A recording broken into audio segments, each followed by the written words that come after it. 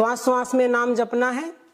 दूसरी जो है वो है खेचरी मुद्रा, जिसको खींच करके लगाया जाता है। जीभ को जितनी लगे, जीभ को पलटो और ऊपर लगा लो शुरुआत में। जैसे जैसे अभ्यास होगा, अभ्यास के बाद ये जीभ अंदर जो छेद होता है हमारा उसमें चली जाएगी, और वहां है सहस्त्रार जो चक्कर है हमारा, एक अमृत कुंड है, उसमें से अमृत की बूंदें टपकती रहती हैं। जब जीभ वहां जाके खड़ी हो जाती है तो वो डायरेक्ट उसका पान करती है। लेकिन ये बहुत ही उच्च कोटि की बात है।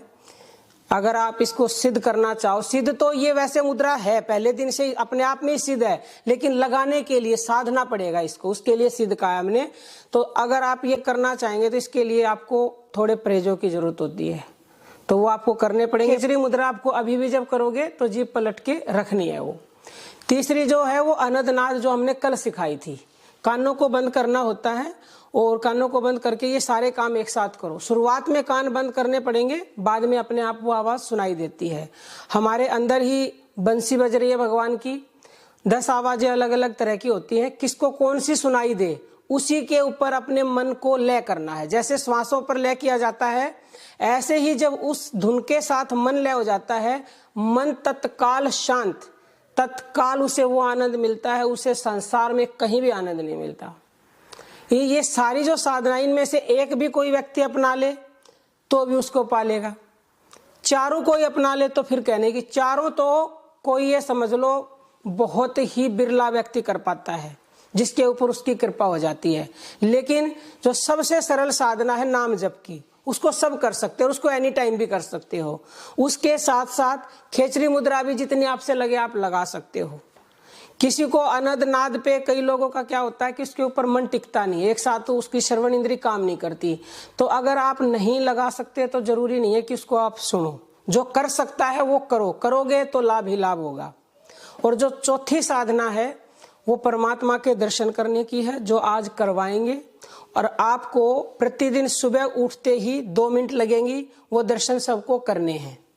पहले आपको करने हैं, जब आप पूर्णता पर पहुंचोगे तो अपने आप ही वो दर्शन होंगे, आपको करने नहीं पड़ेंगे। जैसे अभी सारे काम क्या है, करने पड़ रहे हैं। नाम जब भी आपको करना पड़ रहा है, बाद में करना नहीं पड़ेगा, ये होने लगेगा।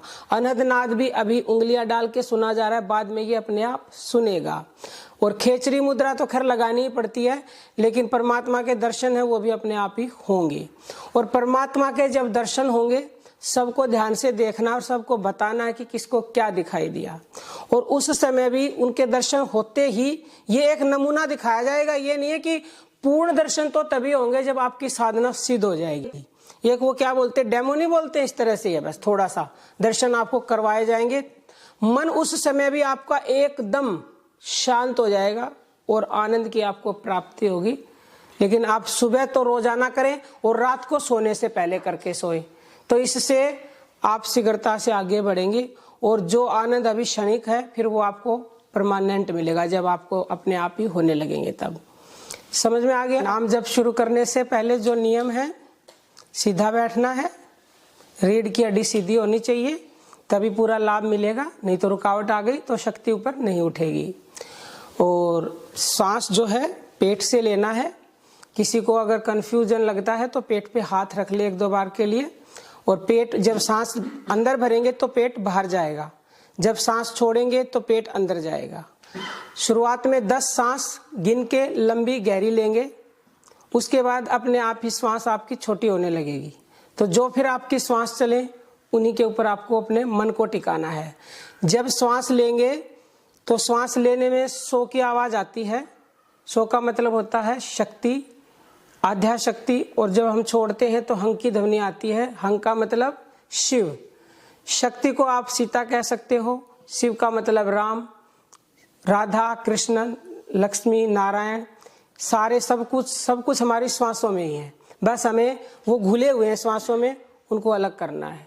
तो आप अगर सांसों का ध्यान करना शुरू करोगे तो आप उनको अलग कर पाओगे, जो भी आपके आराध्य हैं। और ये सभी सुन लो, सोहंग मंत्र, ये काफी लोगों को कंफ्यूज रहती है कि हमारे इष्ट हैं राम, क्या सोहंग मंत्र से इष्ट के दर्शन होंगे? आपके कोई भी इष्ट हैं, सोहंग मंत्र का आप जप करते हो, जो आपकी भावना है दर्शन उसी के होंगे आपको। क्योंकि भावना है ना आपकी राम के दर्शन करने की, तो दर्शन उन्हीं के हो जाएंगे आपको, आप जिसका भी करना चाहोगे। वैसे तो वो एक ही है, और परमात्मा के ये तो रूप है राम कृष्ण, हमें तो उस सच्चिदानंद स्वरूप को जानना है, तभी बेड़ा पार होगा। ठीक है, तो आपको जब सांस ले लोगे ना ऐसे, तो मन में जब ऊपर भरेंगे तो सो बोलना, क्योंकि सो की ध्वनि अपने आप ही आ रही है, हम उसको कर नहीं रहे। और जब छोड़ोगे तो मन में हंग बोलना, छोड़ते समय मन से सांस को देखना है, और मन में सो हंग। हंस नाम का प्राण हम सब में है, हंस का उल्टा सोहंग होता है। तो ये प्राकृतिक मंत्र है, भगवान ने ये मंत्र सबको पैदा होते ही दिया है।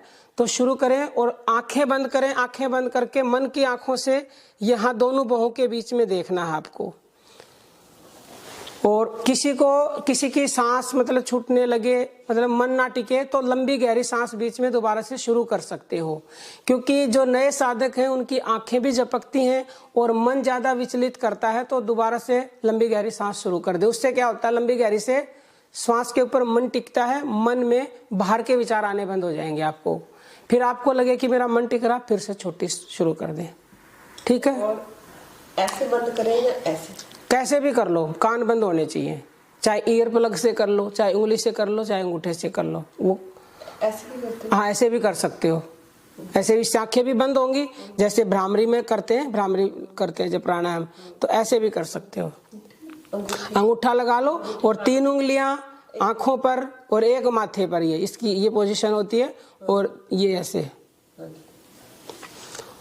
कल काफी की वो कमर जो है झुकी हुई थी, आज हम देखेंगे और बीच में बोलेंगे, बताएंगे आपको कि कमर नहीं झुकानी, गर्दन सीधी रखनी है। क्योंकि देखो लाभ पूरा चाहिए ना, तो थोड़ी कोशिश करो। 20 मिनट ही करेंगे, अलार्म लगा दिया, स्टार्ट हो जाओ, चलो।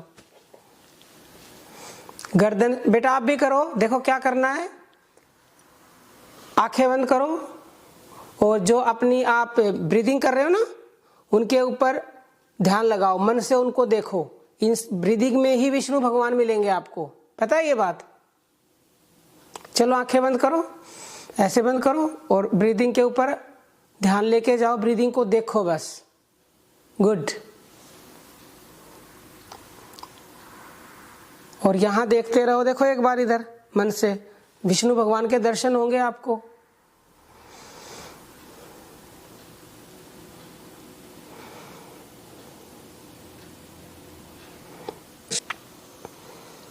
बहुत बढ़िया।